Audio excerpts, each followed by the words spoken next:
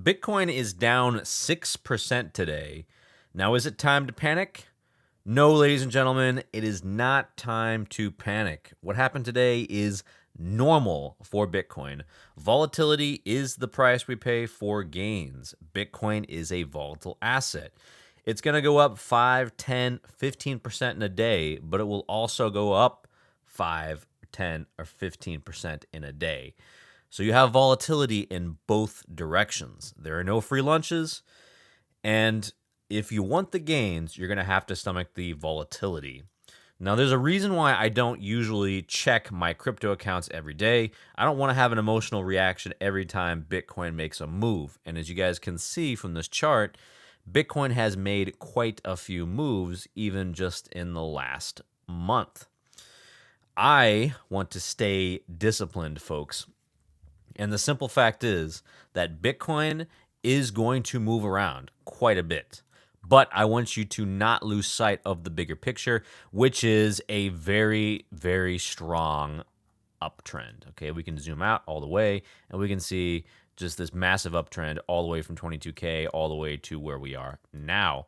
So Bitcoin has fallen through support. We established the support line here at 68K. We're going to change this back to resistance level. Now Bitcoin's found support at about 64K. I do expect this level to hold for at least the near term. And if it doesn't, then what you're looking at is another level of support that's going to be slightly below that here at about 61,600 or so. That's going to be your next line of support. Now, I'm really not concerned about Bitcoin in the near term as long as it still holds, call it about 60K or so support. If it breaks 60K support, then what you're looking at is it coming all the way down here to probably about 52,000. But I'm getting ahead of myself. There are several levels of support that Bitcoin will have to go through in order for it to even get to that level. Now, I'm personally not interested in buying Bitcoin in the 60s. The only time I'd be interested in buying Bitcoin in the near term would be under 60K, most likely in the 50s, because I'm not interested in paying for it while it's still elevated, which it still is. Now, that being said, I still believe that Bitcoin has a lot of room left to run, and I do think that the short-term uptrend is still intact, at least as long as it holds these two vital support levels here. Now, the next thing I want to talk about is the Bitcoin spot ETFs. So Bitcoin spot ETFs, we actually had negative outflows for yesterday on the 1st of April, and I do expect that when the data finally comes in, you're probably going to have negative flows to Bitcoin. You're going to have outflows basically from these ETFs today, as well as we've seen with a lot of the selling that's been happening over the past couple of days. Now, how this looks like in our liquidation heat map, I need to really highlight the important levels here, which are up here at about 72,000. You have $618 million worth of short liquidity in that region. Not to mention the fact that in that same region, you also have $452 million at 71K. So there's a lot of liquidity that's sitting above where it was previously, call it above 71.5. And on the downside, we can see here that we went through two huge levels of this long liquidity at about 68,600, and here at about 68,000 or so.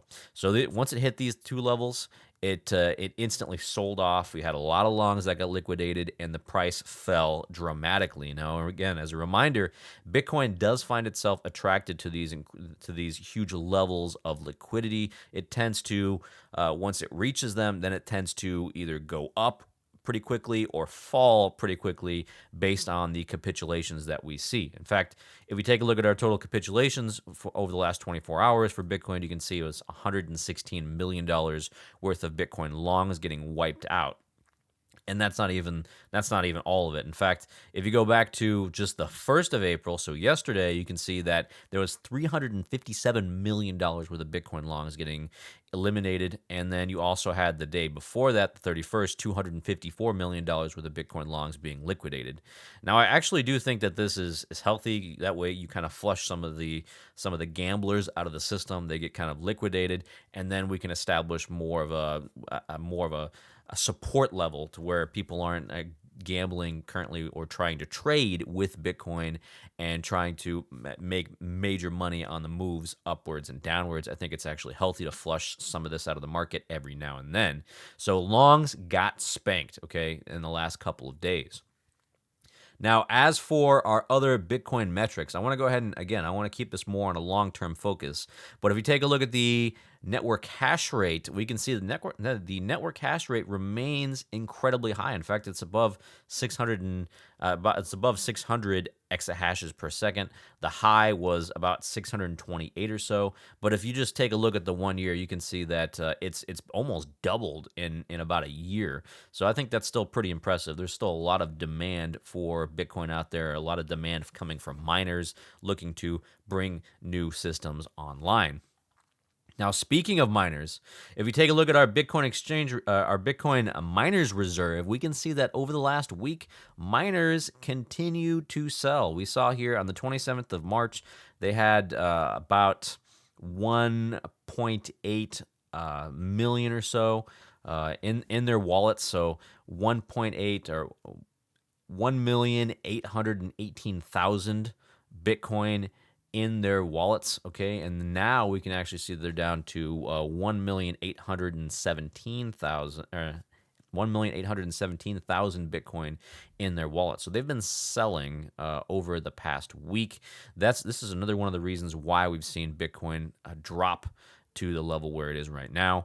And if you take a look at our exchange reserve, which is the number of Bitcoin on exchanges, you continue to see, though, that the exchange reserve moves lower and lower and lower. There are less Bitcoin available on the exchanges. But I will say that over the last couple of days, we've seen a nice little rise in the number of Bitcoin in the exchanges here on the 31st, it going from about 1,954,000 to where it is right now at about 1,955,000. Okay, so we are starting to see some more coins enter the exchanges. But I think that this is really interesting to kind of to put into context, and that context is that miners are selling, and they will continue to sell until we hit the halving, which I think after that they will wind up slowing quite a bit.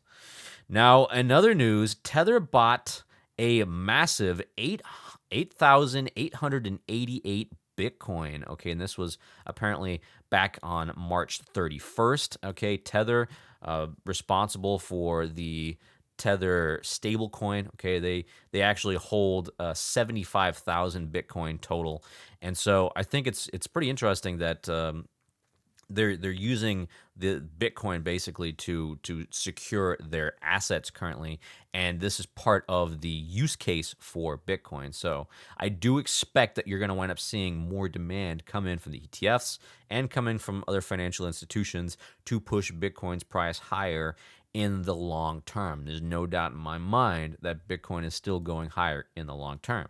But for now, we have to make do with sideways chop and a lot of volatility. So don't get discouraged. If you see a day like this and you check your portfolio and you're down a lot, just know that this is normal for Bitcoin, and that's part of the price that we pay for gains. All right? So that's all I've got for you guys today. Let me know what you guys think about the hash rate being near its all-time high, or the liquidity levels that I showed you. If you guys like to see that, if you want to see more, leave a comment below, and I will catch you guys in the next video.